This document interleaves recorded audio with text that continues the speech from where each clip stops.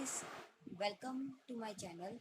So in this video I am going to tell you about and explain the chapter classification of matter, that is chapter 1. So I am telling the concept of classification of matter from Pearson book, which is related to IIT preparation from class 6 till class 10. So in this video I am going to explain class 7 topic, classification of matter. So as you can see, hence matter can be defined as anything that occupies space. Matter जो होता है वो define किया जा सकता है anything that occupies space, एक ऐसी चीज जो कि स्पेस ऑक्यूपाई करती है, and has mass is called matter, और जिसके पास मास हो उसको मैटर कहा जाता है। इसमें आ जाता है matter can be defined as anything that occupies space and has mass is called matter. So next we will see the basic building block of matter is known as molecule. The basic building block of matter.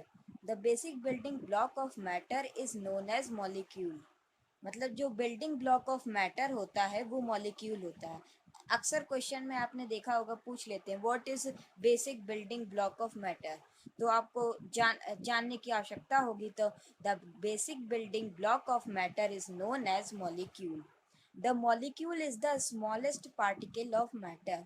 जो molecule होता है वो smallest particle होता है matter का, and has independent existence, and it can be exist independent. जो molecule होता है वो स्मॉलेस्ट पार्टिकल मैटर का होता है और वो इंडिपेंडेंट एग्जिस्ट करता है based on their physical appearance, मतलब फिजिकल अपीयरेंस के बेस्ड पे, and behaviour matter can be classified into three different states based on their physical appearance and behavior.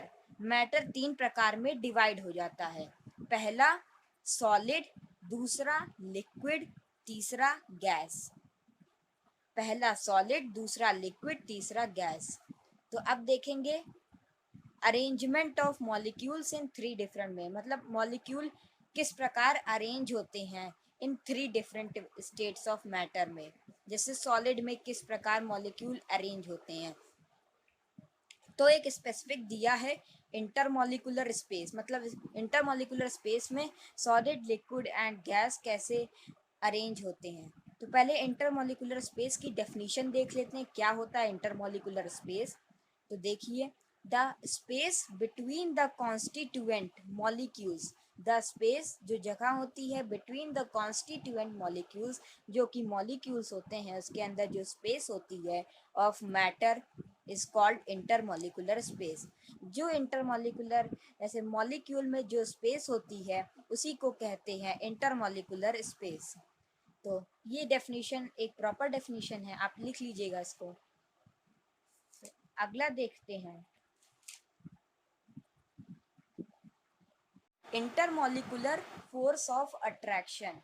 तो पहले हम लोग ने पढ़ा था इंटरमॉलिक्यूलर स्पेस, अब दूसरा पढ़ेंगे intermolecular force of attraction. The attractive forces that exist between the adjacent molecules, the attractive forces that exist between the adjacent molecules of matter are called intermolecular force of attraction. The forces जो गति that exist मतलब रहती है adjacent molecule, मतलब एक molecule के बीच में जो फोर्स रहता है उसको कहते हैं इंटरमॉलिक्यूलर फोर्स ऑफ अट्रैक्शन। तो इंटरमॉलिक्यूलर फोर्स ऑफ अट्रैक्शन के दो प्रकार होते हैं। These force can be of two types, मतलब दो प्रकार के होते हैं। पहला कोहेसिव फोर्सेस, दूसरा adhesive forces. Intermolecular force of attraction के दो प्रकार होते हैं, पहला कोहेसिव फोर्सेस, दूसरा एडिसिव फोर्सेस। तो पहला देखते हैं cohesive forces. Cohesive forces, the forces of attraction between the molecules of the same substance are known as cohesive forces. The forces of attraction जो फोर्स का अट्रैक्शन होता है बिटवीन द मॉलिक्यूल, मतलब molecule के बीच में जो फोर्स का attraction होता है ऑफ द सेम सब्सटेंस, एक ही सब्सटेंस मतलब वही सेम सब्सटेंस में, are known as cohesive forces, उन्हें कहते हैं cohesive forces. The forces of attraction between the molecules of the same substance are known as cohesive forces. Now second we will see adhesive forces. Adhesive forces, the forces which exist between the molecule, the forces जो forces हैं और exist करते हैं between the molecule, मतलब molecule के बीच में of two different substances में, दो different substance में जो forces exist करते हैं molecules में, उन्हें कहते हैं adhesive forces।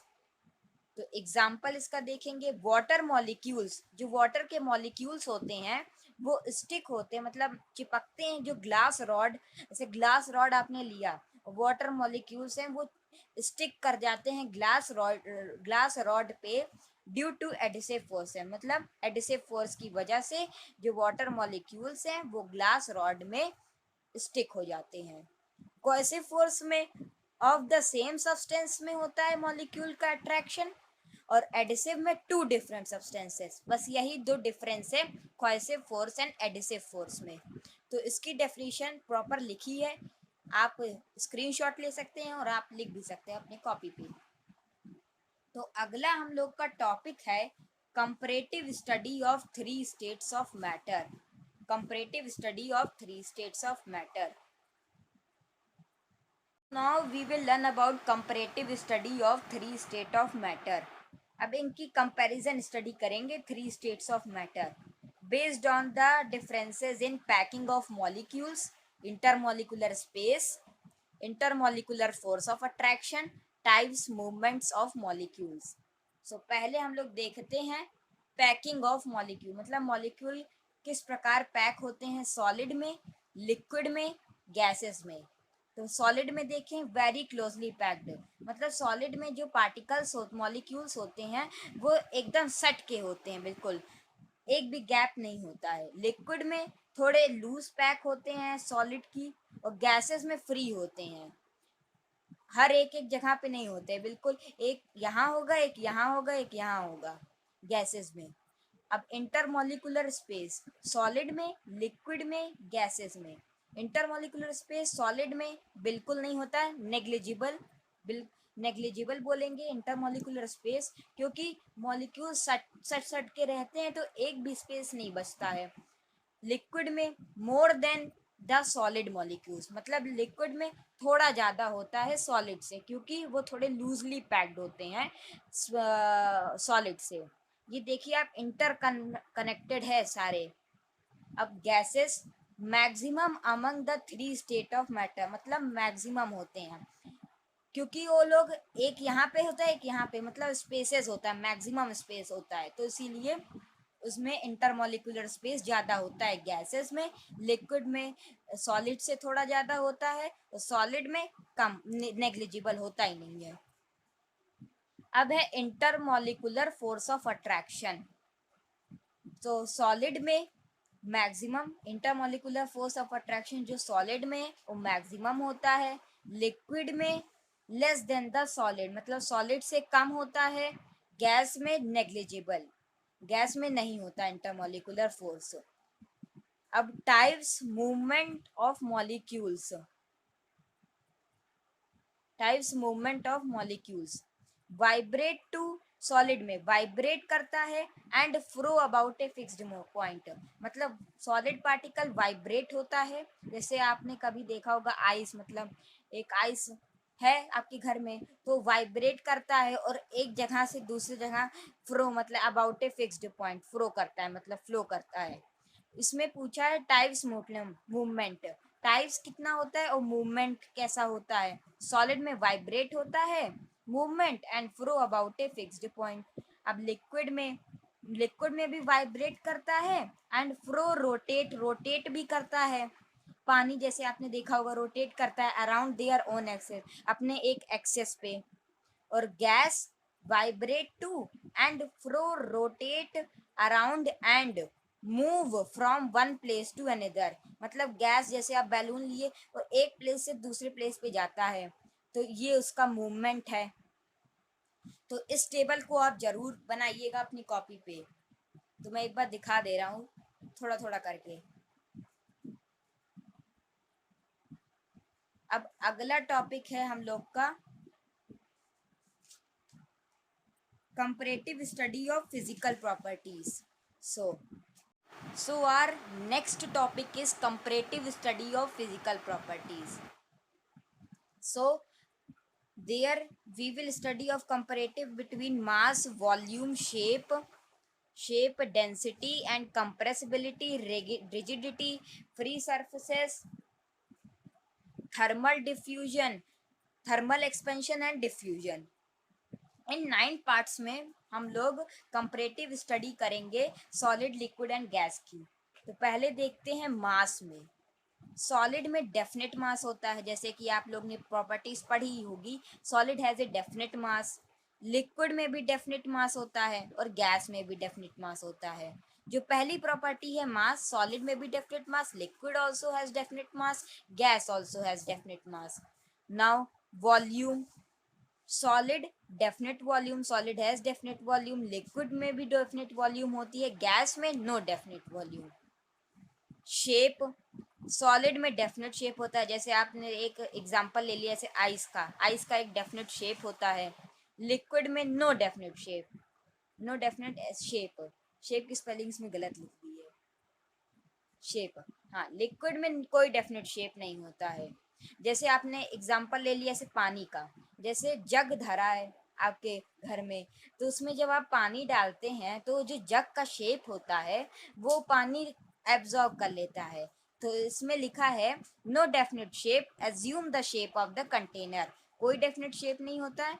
जिस भी कंटेनर में आप पानी रखेंगे उस कंटेनर का शेप वही पानी एब्जॉर्ब कर लेगा। अब गैस में नो डेफिनेट शेप, गैस का भी कोई डेफिनेट शेप नहीं होता है। अब देखते हैं डेंसिटी। सॉलिड में हाई डेंसिटी होती है, लिक्विड में लेस डेंसिटी होती है, गैस में लीस्ट डेंसिटी होती है। सॉलिड में हाई डेंसिटी होती है, गैस में लेस डेंसिटी, नहीं, गैस में लीस्ट डेंसिटी, लिक्विड में लेजर डेंसिटी। अब कंप्रेसिबिलिटी मतलब कितना कंप्रेस हो सकता है, सॉलिड इनकम्प्रेसिबल। जैसा आपने एग्जांपल ले लिया आइस का, सॉलिड जैसे आइस है उसको आप दबा नहीं सकते क्योंकि वो हार्ड होती है, इसलिए इनकम्प्रेसिबल। लिक्विड स्लाइटली कंप्रेसिबल, मतलब लिक्विड स्लाइटली कंप्रेसिबल हो सकता है सॉलिड के। और गैस में हाईली कंप्रेसिबल, जैसे बैलून ले लिया उसको आप कंप्रेस करेंगे तो हो जाएगा, अधिकतम नहीं थोड़ा तो हो ही जाएगा। हाईली कंप्रेसिबल सॉलिड से और लिक्विड से तो ज़्यादा ही कंप्रेस होगा, तो इसलिए हाईली कंप्रेसिबल। अब रिजिडिटी, सॉलिड में rigid can not flow, rigidity मतलब सॉलिड फ्लो कर सकता है कि नहीं, तो सॉलिड में कैन नॉट फ्लो, रिजिड मतलब सॉलिड रिजिड होता है, फ्लो नहीं कर सकता। Liquid fluid can flow, liquid flow कर सकता है, गैस भी फ्लो कर सकता है। अब free surfaces, any number of free surfaces, मतलब कई फ्री सरफेसेस होते हैं सॉलिड के। वन फ्री सरफेस, लिक्विड का एक फ्री सरफेस होता है, only the upper surface, upper surface liquid का फ्री सरफेस होता है। गैस में नो फ्री सरफेस, गैस में कोई फ्री सरफेस नहीं होता है। अब देखेंगे नेक्स्ट नेक्स्ट है हम लोग का थर्मल एक्सपेंशन। वेरी लो, मतलब थर्मल एक्सपेंशन सॉलिड में लो होता है, लिक्विड में हायर देन सॉलिड, मतलब लिक्विड हायर होता है सॉलिड से, और गैस में हाईएस्ट होता है। डिफ्यूजन, डू नॉट डिफ्यूज, मतलब सॉलिड डिफ्यूज नहीं हो सकता। Liquid, some liquid can diffuse, मतलब कुछ लिक्विड डिफ्यूज हो सकते हैं, जैसे इसमें एग्जांपल दिया गया है water and alcohol. Water and alcohol diffuse हो सकते हैं पर ऑयल एंड वाटर नहीं डिफ्यूज हो सकते।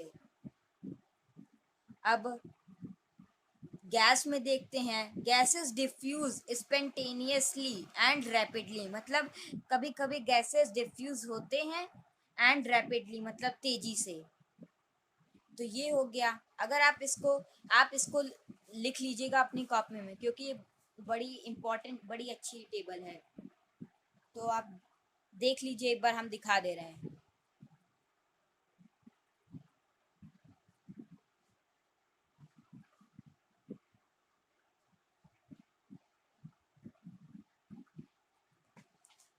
So our next topic is now interconversion of state of matter. अब हम लोग का अगला टॉपिक है inter conversion of state of matter, मतलब इंटर कन्वर्ट होते हैं स्टेट ऑफ मैटर में। तो देखें, the existence of matter in a particular state depend on two factor, मतलब जो एग्जिस्टेंट है मैटर का वो दो फैक्टर में डिवाइड होता है, एक्सटेंट होता है। पहला टेम्परेचर, दूसरा प्रेशर। तो matter can be transformed from one state to another by altering the temperature. जो मैटर है वो ट्रांसफॉर्म होता है एक स्टेट से दूसरे स्टेट में बाई अल्टरिंग द टेम्परेचर, मतलब टेम्परेचर को कम या तेज करने पे मैटर एक स्टेट से दूसरे स्टेट में ट्रांसफॉर्म होता है। And pressure and this phenomenon is called, और इसी को हम लोग कहते हैं inter conversion of state of matter. So this definition is of interconversion of state of matter. So you have to write in your notes notebook. So now we will proceed different types of interconversion of state of matter. जैसे different types of, अब इसमें interconversion of state of matter है, तो अब हम लोग इसको देखेंगे। So now different types of interconversion. So first in interconversion is melting, the process which involves the change in state of matter। एक process जो कि इन्वॉल्व करता है change of state of matter from solid to liquid, मतलब solid से liquid में, by heating मतलब heat करके solid to liquid at normal atmospheric pressure, एक नॉर्मल एटमॉस्फेरिक प्रेशर में, इज कॉल्ड मेल्टिंग। उसी को कहते हैं मेल्टिंग, मतलब जब सॉलिड लिक्विड में चेंज होता है eight normal atmospheric pressure is called melting. So the temperature at which solid changes to liquid, जो एक टेम्परेचर जिसमें सॉलिड लिक्विड में चेंज होता है एट नॉर्मल एटमॉस्फेरिक प्रेशर में, उसी को कहते हैं मेल्टिंग पॉइंट ऑफ सॉलिड। ऐसे कभी कभी क्वेश्चन पूछ लिया जाता है what we call melting point of solid, तो इसका स्टेटमेंट यही होगा, द टेम्परेचर, एक तापमान जिसमें सॉलिड चेंज होता है लिक्विड में एट नॉर्मल एटमॉस्फेरिक प्रेशर, उसी को कहते हैं melting point of solid. So example we will see, ice changes to water, मतलब आइस चेंज होता है वाटर में एट 0 डिग्री सेल्सियस, मतलब 0 डिग्री सेल्सियस में आइस चेंज होता है वाटर में। अंडर नॉर्मल एटमॉस्फेरिक प्रेशर, एक नॉर्मल एटमॉस्फेरिक प्रेशर में, hence 0 degree Celsius is the melting point of ice. जो 0 डिग्री सेल्सियस है वो मेल्टिंग पॉइंट है आइस का। तो आगे देखें, boiling, the process which involves the change in state of matter, एक प्रोसेस जो कि इन्वॉल्व करता है change in state of matter from liquid to gas, liquid से गैस में, from the bulk of a liquid by heating, मतलब जब heat में लिक्विड टू गैस में जब चेंज होता है, इज कॉल्ड बॉइलिंग, उसी को कहते हैं boiling. The temperature at which a liquid changes, एक टेम्परेचर एक तापमान जिसमें लिक्विड चेंज होता है गैस में, जैसे लिक्विड को चेंज करते हैं हम लोग गैस में एट नॉर्मल एटमॉस्फेरिक प्रेशर, एक नॉर्मल एटमॉस्फेरिक प्रेशर में, उसी को कहते हैं boiling point of that liquid. So example, water changes to water vapour at 100 degree Celsius, जैसे वाटर चेंज होता है वाटर वेपर में, वाटर जैसे पानी को चेंज किया हम लोग ने भाप में at 100 degree Celsius under normal atmospheric pressure is called boiling point of that liquid, उसी को बॉइलिंग पॉइंट कहते हैं लिक्विड का। So evaporation can be defined as the change of state of liquid. अब बॉइलिंग एंड मेल्टिंग के बाद आ जाता है हम लोग का अगला टॉपिक जो कि इवेपोरेशन है। इवेपोरेशन भी सेम ही होता है बॉइलिंग की तरह, वो भी लिक्विड को गैस में चेंज करता है बाय हीटिंग। पर उसमें एक इम्पॉर्टेंट बात होती है जो कि अभी हम लोग पढ़ने जा रहे हैं। Both evaporation and boiling involve the conversion of same state of matter. जैसा कि मैंने अभी कहा था कि इवेपोरेशन और बॉइलिंग सेम ही होते हैं, वो सेम स्टेट ऑफ मैटर को इंटरचेंज करते हैं। But these two phenomenons can be differentiated based on the way they take place. पर इन दोनों के चेंज से क्या कहते हैं, उनके चेंज से ये टेक प्लेस कर सकते हैं, डिफ्रेंशिएट कर सकते हैं। तो क्या कौन कौन से डिफ्रेंशिएट कर सकते हैं उसका मैंने एक पूरा टेबल बनाया है जो कि आप मेरी स्क्रीन पे देख सकते हैं। Comparative study of evaporation and boiling, मतलब एक स्टडी इवापोरेशन काहे चेंज होता है बॉइलिंग से, मतलब इवापोरेशन अलग क्यों है और बॉइलिंग अलग क्यों है, तो उसी का एक मैंने टेबल बनाया है जो कि आप देख सकते हैं। पहला इवेपोरेशन। इवेपोरेशन एक स्लो प्रोसेस होता है, जैसे इवेपोरेशन एक स्लो प्रोसेस होता है और बॉइलिंग फास्ट प्रोसेस होता है। बॉइलिंग फास्ट प्रोसेस होता है और इवेपोरेशन जो है वो स्लो प्रोसेस होता है। सेकंड बात, it takes place from the surface of a liquid. जो इवेपोरेशन होता है जैसे पानी का है, वो जो सरफेस होता है पानी का वहाँ से वो टेक प्लेस मतलब चलता है। और जो बॉइलिंग होता है वो टेक प्लेस करता है मतलब ऊपर से, पानी के ऊपर से बॉइलिंग टेक प्लेस करता है। तीसरा, the temperature of the remaining liquid decreases during evaporation. जब आप इवेपोरेट करते हैं पानी को, जैसे एक पानी जैसे थोड़ा सा गर्म हो गया तो जब दूसरा वो गर्म करता है तब वो ठंडा जाता है, डिक्रीज ड्यूरिंग इवेपोरेशन। और बॉइलिंग में the temperature of the liquid that is undergoing boiling remains constant. जब आप पानी गर्म करते हैं तो जो गर्म हुआ रहता है पानी वो कांस्टेंट रहता है, पर इवेपोरेशन में नहीं रहता है। अब फोर्थ पॉइंट देखेंगे, it can take place at any temperature. मतलब इवेपोरेशन जो है वो एनी टेम्परेचर मतलब किसी भी तापमान में वो टेक प्लेस कर सकता है below the boiling point of that liquid. और boiling, every liquid has a fixed boiling point. जैसे 100 डिग्री सेल्सियस में वाटर बॉयल होता है वाटर वेपर में, तो उसका एक फिक्स्ड पॉइंट होता है बॉइलिंग पॉइंट। तो इसी यही डिफरेंस हो जाता है इवेपोरेशन और बॉइलिंग में। अब हम लोग फिफ्थ डिफरेंस देखते हैं। फिफ्थ नहीं, only four differences are given. So these are the differences that why evaporation is changer than boiling. So these are the differences. If you want to note it, then you can note because it is important. So I am showing it for a while, so as you can see. So in today's session only this much topics I will explain you. In next session I will start another topic of the same chapter only. The chapter is not finished. So which things I have written on my notebook, that you have to also write, because I have written from, I have read the chapter then I have written. So it is the notes, so you have to also write it. So if you like this video, so please like, subscribe and share. So मिलते हैं अगली video में। Thank you so much for watching. Bye.